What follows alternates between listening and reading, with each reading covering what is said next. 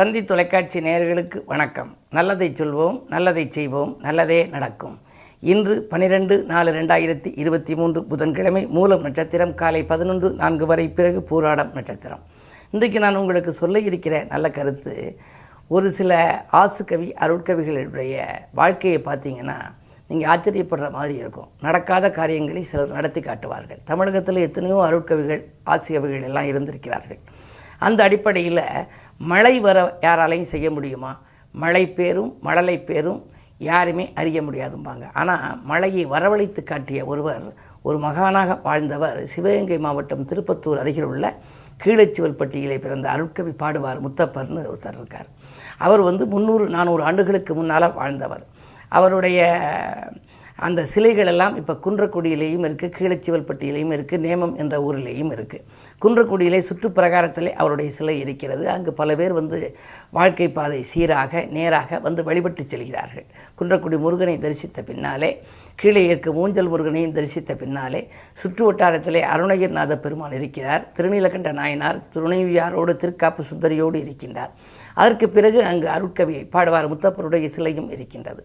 அவர் சிலை அங்கு வைப்பதற்கு என்ன காரணம் என்றால், நீங்களே ஆச்சரியப்படுவீர்கள். பொதுவாக நடக்காததை நடத்தி காட்டிய பெருமை அவருக்கு உண்டு. ஆகையினாலே வாழ்க்கையில் நீங்கள் அவரை போய் கும்பிட்டீங்க அப்படின்னா நடக்காத காரியங்கள் நடந்துவிடும். ஒரு 150 ஆண்டுகளுக்கு முன்னால் அந்த கந்தசஷ்டி விழா நடந்தபோது அந்த ஊரில் சுற்றி வருவதற்காக முருகனுக்காக ஒரு வெள்ளி ரதம் ஒருத்தர் செஞ்சு வச்சார்.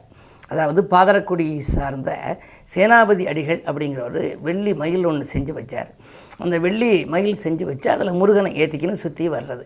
அப்படி வருகின்ற ஒரு வாய்ப்பு இருக்கிற பொழுது அந்த ஊரில் மழையே வரல. மழை வர சொல்லி ஐயாவை பாட்டு பாட சொல்லணும்னு சொன்னாங்க. இவர் அருட்கவி முத்தப்பருங்கிறவர் அருட்கவியாக இருந்தவர். மழை வர சொல்லி ஒரு பாட்டு பாடுங்க, ஓராண்டு காலமாக இங்கே மழை இல்லாமல் இருக்குனாங்க. உடனே அருட்கவி முத்தப்பர் ஐயா அந்த ஒரு குறிப்பிட்ட இடத்துல நின்றுக்கிட்டு வானத்தை நோக்கி பாட்டு பாடினார். அள்ளி நிதியம் கொடுக்கும் புனல் வயல் சூழ் சேனாபதி தன் ஐயன் குன்றை வள்ளிமண வாளருக்கு வெள்ளிமயில் செய்து வைத்த மகிமை பாரீர்.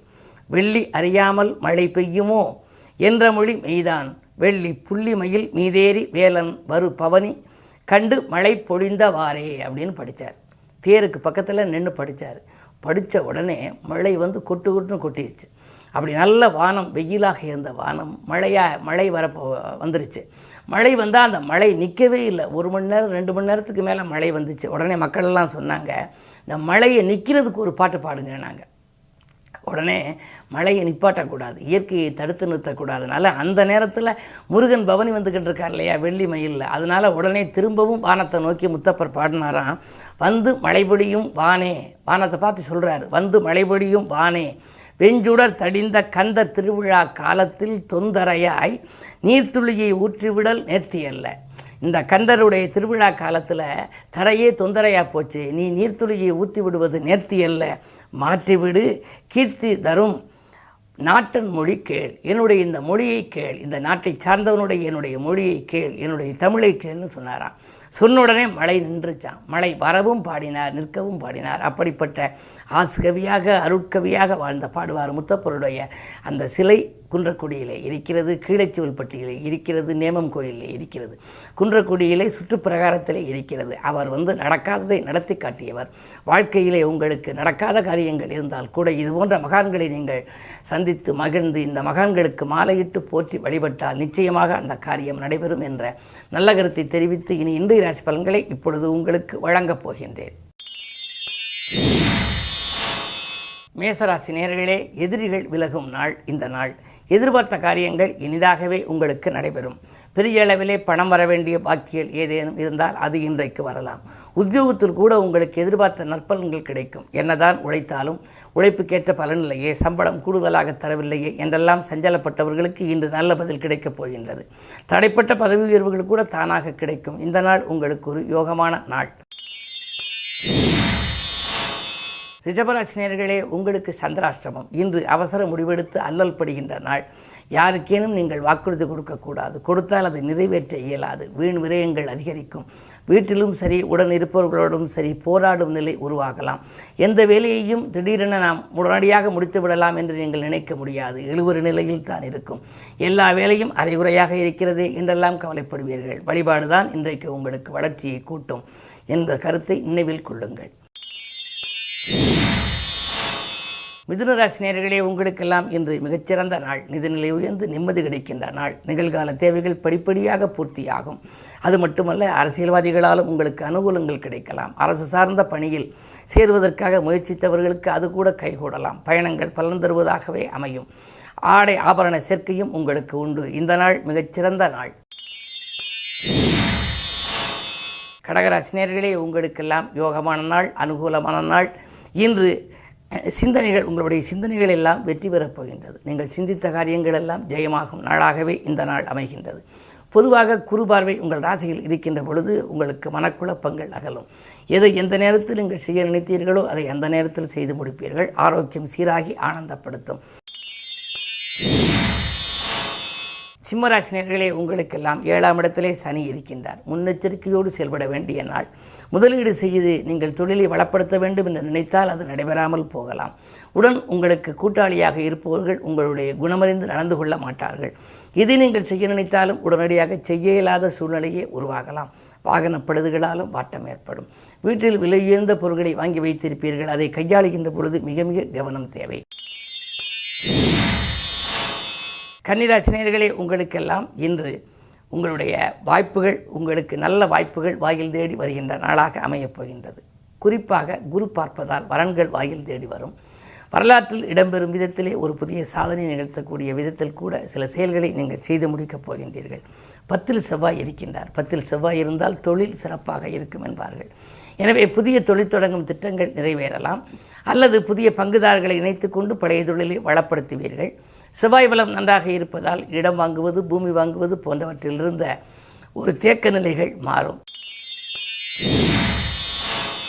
துலாம் ராசி நேயர்களே, உங்களுக்கெல்லாம் இன்று அனுகூலங்கள் ஆரம்பமாகின்ற நாள். இன்று செல்போன் வழி செய்தி உங்களுக்கு சிறப்பாக அமையும். செல்வ நிலையை ஒருபடி உயர்த்தி கொடுக்கும். வாங்கல் கொடுக்கல்கள் சரளமாக இருக்கும். வழிபாட்டிலும் நீங்கள் கொஞ்சம் கவனம் செலுத்துவீர்கள். சுக்கிரபலம் 8இல் இருப்பதால் அசுரகுரு மறைந்திருப்பது உங்களுக்கு யோகம்தான். உறவினர்களின் ஆதரவு கிடைக்கலாம். இதுவரை விலகிச் சென்ற சொந்தங்கள் இன்று விரும்பி வந்து சேரப்போகின்றார்கள். விருச்சிக ராசி நேயர்களே, உங்களுக்கெல்லாம் எதிர்கால நலன்கருதி எடுத்த முயற்சிகளில் வெற்றி கிடைக்கும் நாள். இன்று இல்லம் கட்டி குடியேறும் எண்ணம் நிறைவேறும். புதிய வாகனங்கள் வாங்குவதிலே ஆர்வம் காட்டுவீர்கள். பழைய வாகனங்கள் பழுதாகி போகிறதே, இனி புதிய வாகனங்கள் வாங்கலாமா என்று சிந்தித்தவர்களுக்கு அது வருவதற்கான அறிகுறிகள் இன்று தென்படுகின்றன. குருவின் பார்வையும் இருப்பதால் இன்று பாசத்தோடு பழகியவர்களுடைய நேசம் கூடுதலாக கிடைக்கும். பயணங்களாலும் உங்களுக்கு பலன் உண்டு. தனுசு ராசி நேயர்களே, உங்களுக்கு இன்று சந்திரபலம் உங்கள் ராசியில் இருப்பதால் புதிய ஒப்பந்தங்களில் கையெழுத்திடும் வாய்ப்பு உண்டு. அது மட்டுமல்ல, செவ்வாய் பார்வையும் இருக்கின்றது. தைரியமும் தன்னம்பிக்கையும் உங்களுக்கு கூடும். உடன்பிறப்புகள் உங்களுக்கு உறுதுணையாக இருப்பார்கள். கடன் சுமை குறைய உங்களுக்கு நல்ல வழிபிறக்கப் போகின்றது. புதிய ஒப்பந்தங்கள் அடுக்கடுக்காக வரலாம். 3இல் சனி இருப்பதால் வழக்குகள் சாதகமாக அமையும். எதிரிகள் விலகிச் செல்வார்கள். இன்பங்கள் அதிகம் கிடைக்கின்ற நாளாக இந்த நாள் அமையப் போகின்றது. மகர ராசி நேயர்களே, உங்களுக்கெல்லாம் தடைக்கற்கள் படிக்கற்களாக மாறுகின்ற நாள். இன்று தன்னம்பிக்கையோடு நீங்கள் செயல்படுவீர்கள். எதை எந்த நேரத்தில் செய்ய வேண்டும் என்று நினைத்தீர்களோ அதை அந்த நேரத்தில் செய்து முடிப்பீர்கள். வருமானம் போதுமானதாகவே இருக்கின்றது. பெரிதாக ஏதேனும் ஒரு தொகை வர வேண்டியது இருந்தால் அதில் இருக்கின்ற தடைகள் உங்களுக்கு அகலும். ஒரு சில சமயங்களிலே பெரிய மனிதர்களின் சந்திப்பால் உங்களுக்கு பிரச்சனைகள் ஏற்பட்டிருக்கலாம். அந்த பிரச்சனைகள் இப்பொழுது நல்ல முடிவுக்கு வரப்போகின்றது. கும்பராசினியர்களே, உங்களுக்கெல்லாம் இன்று சிந்தித்து செயல்பட வேண்டிய நாள். சிறப்பான பலன்கள் உங்களுக்கு கிடைக்கும் என்றாலும் கூட 2ஆம் இடத்திலே சூரியன் இருக்கின்றார். சூரியன் கொஞ்சம் வலிமையான கிரகம். 7க்கு அதிபதியாக இருப்பதால் வாழ்க்கை துணையோடு சில பிரச்சனைகள் வரலாம்.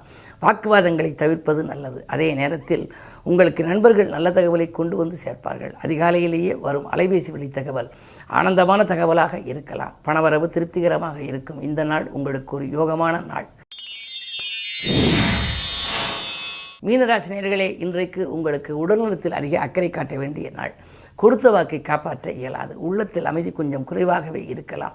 புதிய வேலைக்கு விண்ணப்பிக்கலாமா, இல்லை இந்த வேலையிலேயே தொடரலாமா என்று உத்தியோகத்தில் இருப்பவர்கள் நீங்கள் நினைப்பீர்கள். ஏனென்றால் உத்தியோகத்தில் மேலதிகாரிகளின் தொல்லைக்கு ஆளாக நேரிடும். அதே நேரத்தில் 4ஆம் இடத்தில் செவ்வாய் இருப்பதால் வாங்கிய இடத்தை ஒரு சிலர் விற்கக்கூடிய சூழலும் உண்டு. கடன் சுமையின் காரணமாக விற்க நேரிடுகிறது என்றும் கவலைப்படுவீர்கள். என்ன இருந்தாலும் இந்த நாள் உங்களுக்கு சிந்தித்து செயல்பட வேண்டிய நாள். மேலும் விவரங்கள் அறிய தினத்தந்தி படியுங்கள்.